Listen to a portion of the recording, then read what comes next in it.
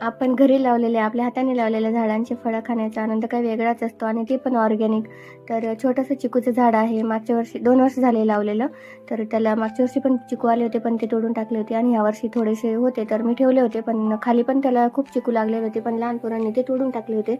आणि मग नंतर मला आज सापडले होते 2 पिकलेले चिकू, ते पण झाडाला पिकलेले आणि खूप गोड लागले आणि त्याचा आनंद काही वेगळाच असतो, हो की नाही. ऑर्गॅनिक, ते पण आपल्या घरचं.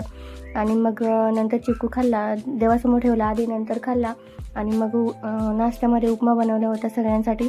तर आईंना जायचं होतं आज बाहेर लग्नाला, तर मग त्या गेल्या आणि मग नंतर माझं सगळं आवरलं आणि स्वयंपाक वगैरे बनवलं होता, पण मग शूट काही घेतलं नाही. आणि मला बनवायचं होता नंतर मग चिवडा, तर मी संध्याकाळी ते चिवडा बनवायला घेतला होता मुरमुरे उन्हात ठेवून. आणि नंतर मग चाळून घेतले आणि खोबरे, शेंगदाणे आणि फिक्या डाळ्या, कढीपत्ता, हिरव्या मिरच्या हे सगळं कापून आणि नंतर मग ते छान तळून घेतलं तेलामध्ये. आणि नंतर फक्त हळद आणि धने पावडर टाकली आणि त्यावरती मी जे गरम गरम तेल असतं ते टाकून घेतलं. नंतर मीठ टाकून चांगला मिक्स करून घेतला.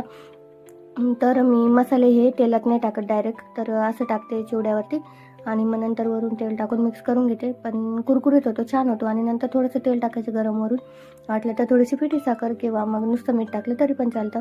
आणि मग मीठ टाकून छान मिक्स करून घेतला आणि मस्त कुरकुरीत असा चिवडा बनवून ठेवला आपल्या चहासोबत खाण्यासाठी 4 वाजता किंवा आधीमध्ये कधी भूक लागली तर मग मस्त असा टेस्टी सिंपल असा चिवडा बनवला.